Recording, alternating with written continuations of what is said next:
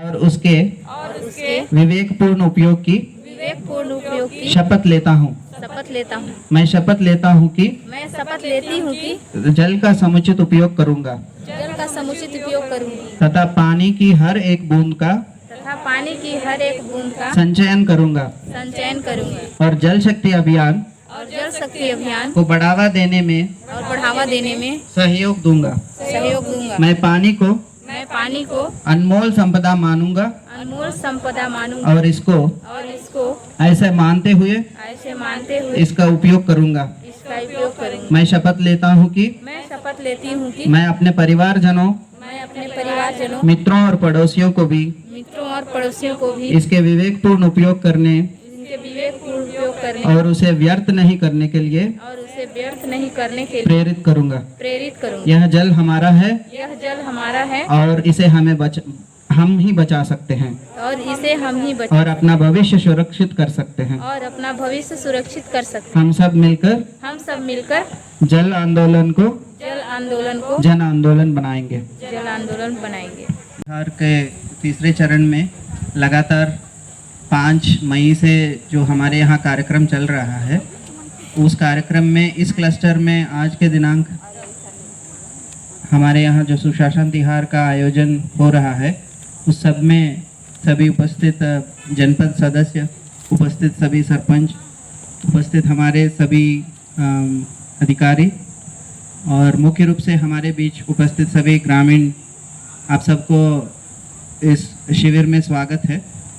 मुख्य रूप से आपसे यही बताना है कि हम लोग 3 चरण में इस काम को किए हैं। प्रथम चरण 8 अप्रैल से 11 अप्रैल के बीच में आपके बीच में आवेदन लिए हैं और 11 अप्रैल से 5 मई के बीच में हम आवेदनों का निराकरण किए हैं। आपको इस अवसर पर बताना चाहता हूं कि हमारे यहाँ मांग बहुत ज़्यादा आया है और शिकायत कम संख्या में आई हैं। लगभग 98% मांग है, केवल 2% शिकायत के रूप में आवेदन प्राप्त हुए हैं। इस शिविर का भी मुझे लगता है मांग ही ज़्यादा है। शिकायत के रूप में जो भी आया है उसका निराकरण सभी विभाग किए हैं और उसका संबंध में जानकारी भी विभाग द्वारा आपको प्रस्तुत किया जा रहा है और ये लगातार 31 मई तक चलेगा। और जो भी निराकरण है, ऐसा नहीं है कि वो निराकरण की स्थिति आपको अवगत आज ही के डेट में करके हम लोग उसको क्लोज कर देंगे, ऐसा नहीं है। सभी का मोबाइल नंबर और आवेदन क्रमांक आपके पास होगा, तो शासन की एक पोर्टल है, वेबसाइट है, उसमें जाके आपका निराकरण की स्थिति भी आगे के लिए भी देख सकते हैं।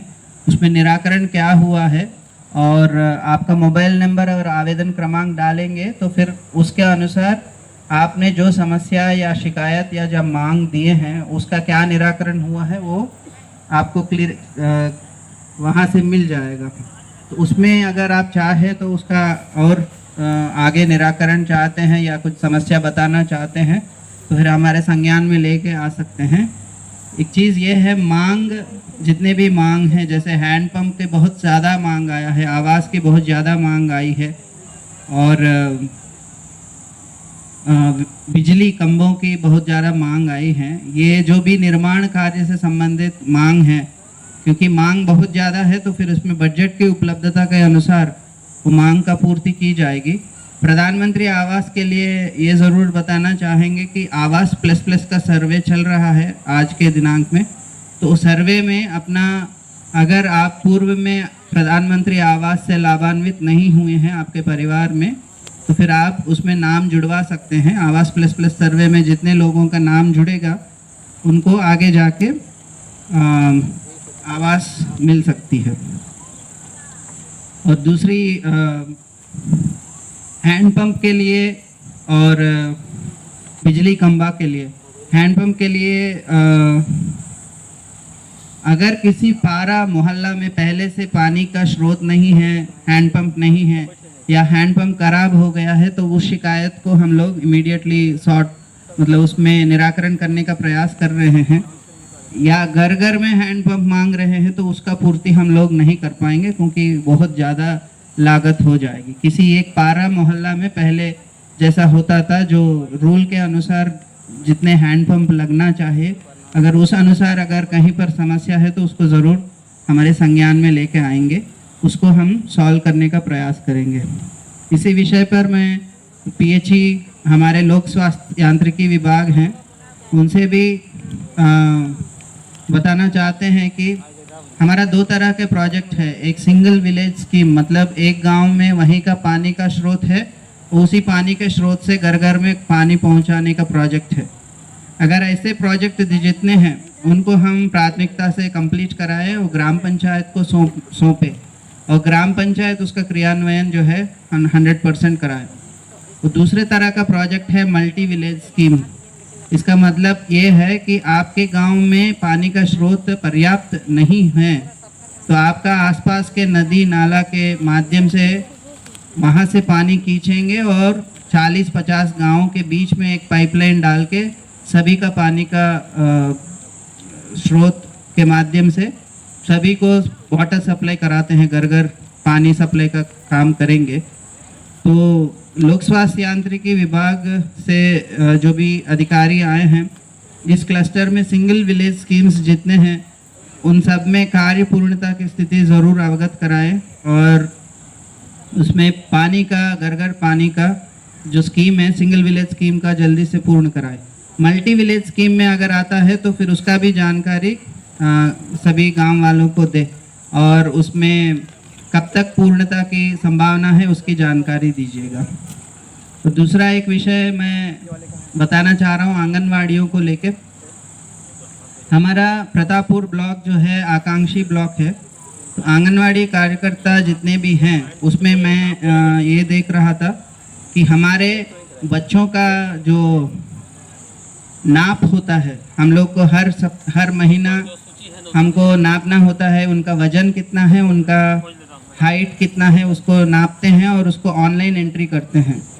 तो इसमें हमारे यहाँ हमारे ब्लॉक में जो है मिस्टेक्स हो रहे हैं।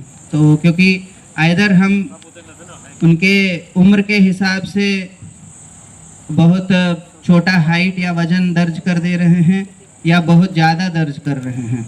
अगर कोई 5 साल का लड़का है तो फिर उसको हम 5 फीट 6 फीट नहीं लिख सकते हैं। वो 5 साल का लड़का कहीं पर भी 5 फीट का हाइट नहीं आता है, उसका एवरेज हाइट जो रहता है 2.5-3 फीट हो सकता है या उससे कम हो सकता है। ये टेक्निकल बातें हैं, इसको मैं चाहता हूँ कि हमारे आंगनवाड़ी दीदी लोग और ग्राम पंचायत के लोग भी वो वजन और हाइट उसकी आंकड़ा हम लोग सही अगर हमारे सिस्टम में डालेंगे, क्योंकि ये अभी पहले हम किताबों में लिख के रखते थे उस डेटा को, किताब गुम गई तो उस बच्चे के बारे में जानकारी नहीं हमको पता चल पाता है, लेकिन अभी कंप्यूटर में सब डेटा एंट्री हो रहा है।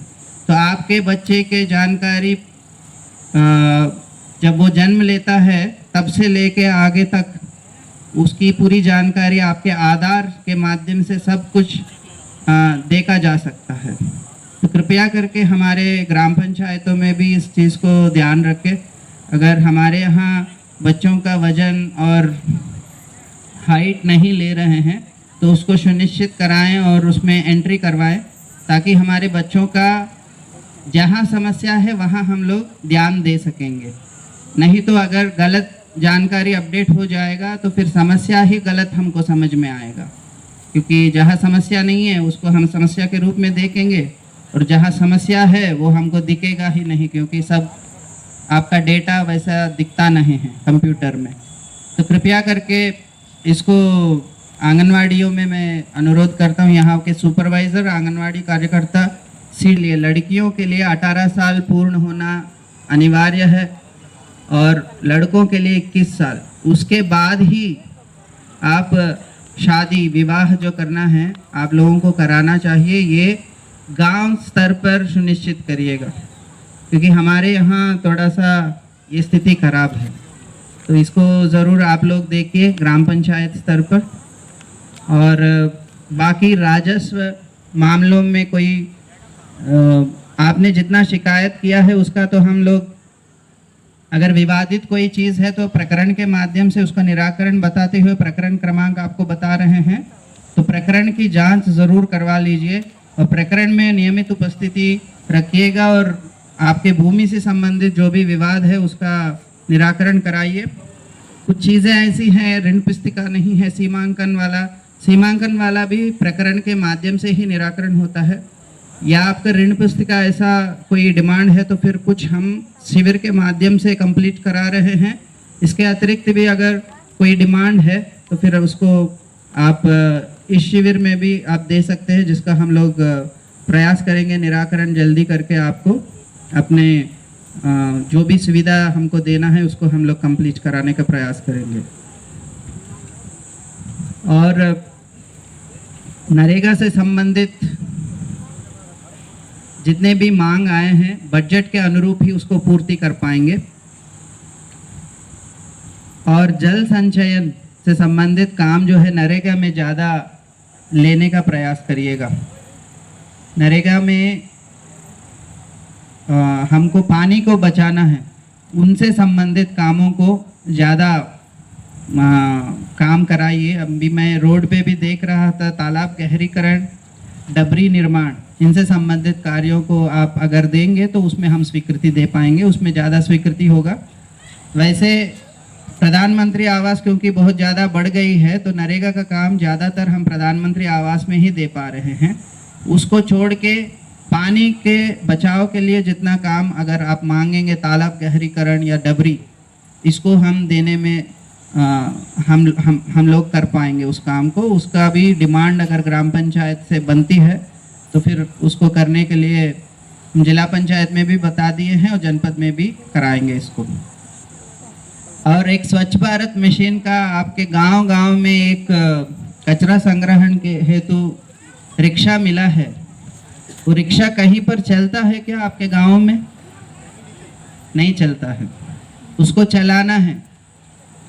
उसको चलाना है ग्राम पंचायत में ग्राम सभा करिए, क्योंकि रिक्शा अगर एक जगह रोक के रख देंगे तो रिक्शा खराब हो जाएगा।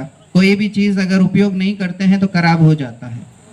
तो रिक्शा हम लोग खरीद के दे दिया, मतलब शासन के माध्यम से ग्राम पंचायतों में रिक्शा दे दिया जा चुका है, तो उसका उपयोग होना चाहिए।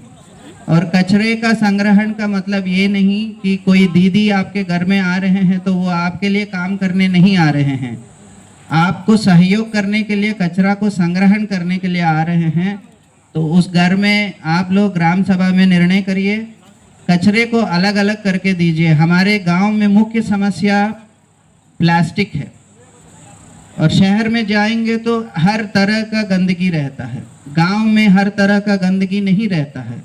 क्योंकि आप अगर सब्जी छीलते हैं तो उसको भी आप गुरुआ में डाल लेते हैं और खाद बना लेते हैं अपने आप से। तो गांव में वेस्ट मेरे को दिखता है तो केवल प्लास्टिक वेस्ट दिखता है, और उसको छोड़ के कोई हमारे यहाँ गंदगी कचरा नहीं रहता है, क्योंकि आप लोग बहुत अच्छा साफ सफाई रखते हैं। और पानी भी बहता है, आपके घरों से बाहर पानी भी आता है, तो हमारा सूर्य भगवान उसको सुखा देता है। इतना ज़्यादा हम गंदगी गांव में नहीं करते हैं, क्योंकि केवल है 200, 300, 400 घर, और उसमें कोई बीच में बड़े बड़े होटल या व्यवसाय भी नहीं रहते हैं, तो उसमें गंदगी ज़्यादा नहीं। किसी को भी मिला है उसमें जो राशि आया है उसको पूर्ण जरूर जल्दी कंप्लीट करा लीजिए।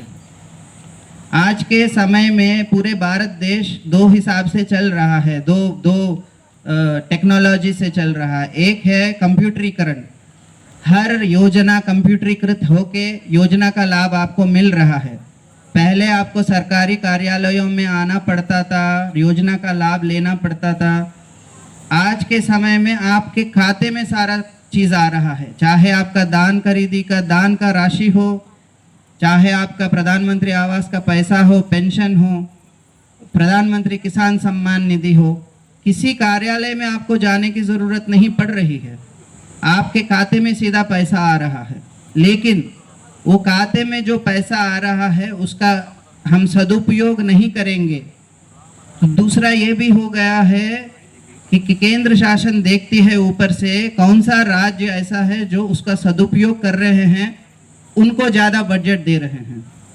तो हम लोग अगर प्रयास करके अपना काम जल्दी करें और प्रधानमंत्री आवास के लिए राशि आया है तो पहला किस्त, दूसरा किस्त, तीसरा किस्त उठा के अपना घर कंप्लीट करते जाएंगे तो ओवरऑल हमारे राज्य को और हमारे राज्य में हमारे ज़िले को हमारे ज़िले में हमारे ब्लॉक को और हमारे ब्लॉक में हमारे ग्राम पंचायत को राशि आएगा। ये बात ज़रूर ध्यान रखिए।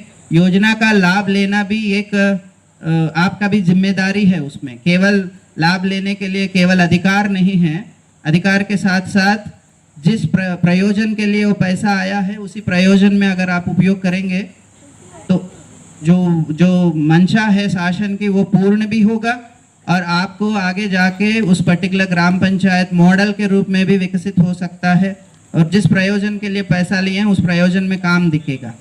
तो मुझे इतना ही विषय बताना है और कोई अगर किसी को कोई समस्या है तो हम लोग अभी अगले 5 मिनट तक यहाँ रहेंगे, तो आप लोग एप्लीकेशन दे सकते हैं।